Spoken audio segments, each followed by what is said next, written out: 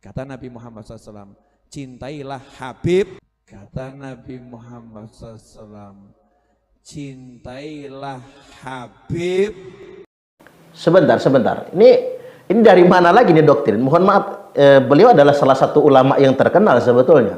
Tapi dari mana beliau mendapatkan hadis ini? Cintailah Habib. Dari mana hadis? Ini kan pemalsuan hadis namanya.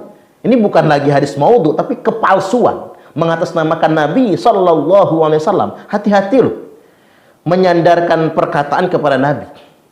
Ketika kita tidak bisa menunjukkan adanya pernyataan itu dari Nabi, itu namanya berdusta atas nama Nabi. Hati-hati.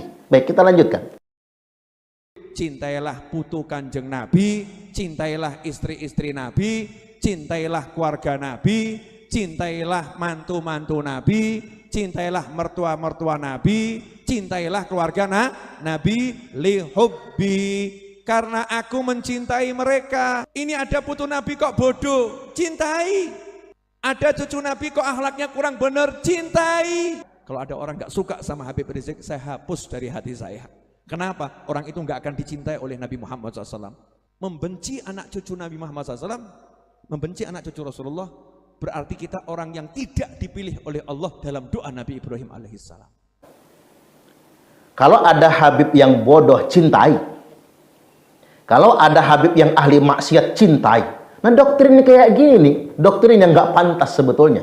Ini kan betul-betul pembodohan terhadap umat. Apalagi sekali lagi saya ingin tegaskan, antum boleh ngaku Habib, tapi antum tidak boleh ngaku anak cucu Nabi.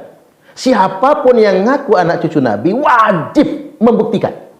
Tak ulang lagi nih, siapapun yang ngaku anak cucu Nabi wajib membuktikan.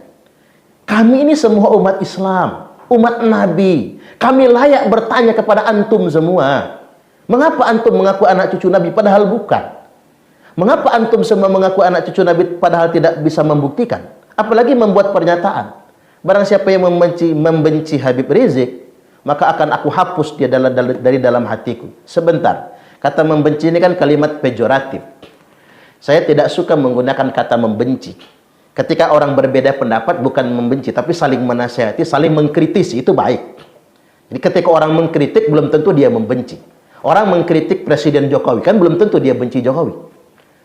Boleh jadi kritik itu muncul dari sesuatu sikap karena menyayangi, karena mencintai, maka kemudian muncul kritik. Nah, balik lagi saya ingin tegaskan bahwasanya saya pernah dihadapkan dengan suatu kenyataan. Saya mengkritik Habib Rizik bin Syihab dan mengkritik Bahar bin Smith. Ketika saya mengkritik, dan kritik saya itu jelas kritik, bukan dalam bentuk narasi kebencian, tapi kritik. Jangan mendakwahkan Islam dengan cara arogan, apalagi memaki-maki, apalagi mengancam-ngancam. Tapi apa kata orang?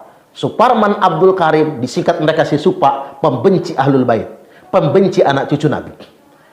Jadi kita ini dihadapkan dengan segerombolan orang yang ngaku-ngaku anak cucu Nabi. Kesalahan apapun yang mereka kerjakan, mereka nggak boleh dikritik. Mereka nggak boleh diingatkan. Siapapun yang mengkritik mereka, mereka anggap sebagai pembenci. Saya ingin sampaikan kepada para kiai-kiai yang ada di Indonesia ini. Ayo para ulama, para kiai. Tak bisa lisan kita mengingatkan mereka. Apa karena kita takut kualat? Apa karena kita takut berdosa? Padahal kita punya kewajiban mengingatkan. Ketika ada orang-orang yang mengaku sebagai anak cucu Nabi, tapi kelakuannya arogan, akhlaknya nggak sesuai.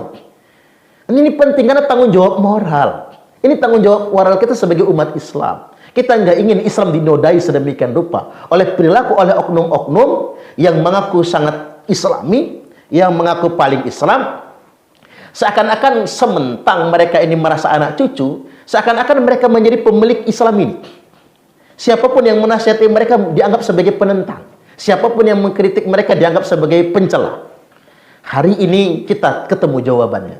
Mengapa doktrin-doktrin dan sikap-sikap mereka justru bertentangan dengan ajaran Islam itu sendiri? Karena Allah hendak membuktikan bahwasanya mereka memang bukan anak keturunan Rasulullah Sallallahu Alaihi Wasallam.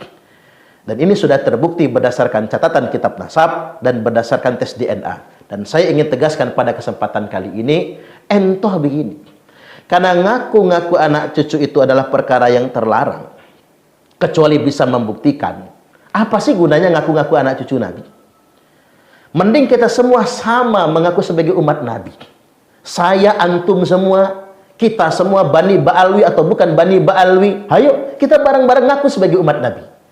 Karena ketika kita sebagai sama-sama umat Nabi, kita punya kewajiban yang sama untuk menjaga agama ini, untuk menjaga nilai-nilai Islam ini, untuk mendakwahkannya tanpa harus merasa punya hak istimewa. Ento nggak ada ruginya juga kok. Nanti kita tunggu di akhirat nanti, apakah benar kita ini sebagai anak cucu Nabi. Kita tunggu pembuktian di akhirat nanti. Ketika pun tidak terbukti, ya kita tetap menjadi umat Nabi. Ketika pun terbukti misalnya, ento tidak akan rugi. Alangkah baiknya ini disembunyikan, kalaupun memang benar. Jadi sekali lagi, saya ingin tegaskan pada kesempatan kali ini, persoalan di Indonesia ini bukan persoalan yang sangat sederhana. Jadi persoalan ada sekelompok orang yang telah mengeksploitasi atas nama anak cucu Nabi, seakan-akan memiliki hak yang istimewa, dan siapapun yang mengingatkan mereka dianggap pembenci Ahlul Bait Nabi. Ada masalah pada model keberislaman yang di Indonesia. Dan kita semua, para pendakwah, para ulama, para kiai, punya kewajiban untuk mengingatkan ini semua. Dan terbukti tesis Kiai Haji Imaduddin Utsman Al-Bantani belum terbantahkan hingga hari ini. Kami adalah Laskar Sabilillah, pecinta Wali Songo dan para anbiya, pewaris peradaban Islam di Nusantara, hingga berkibar bangsa Indonesia.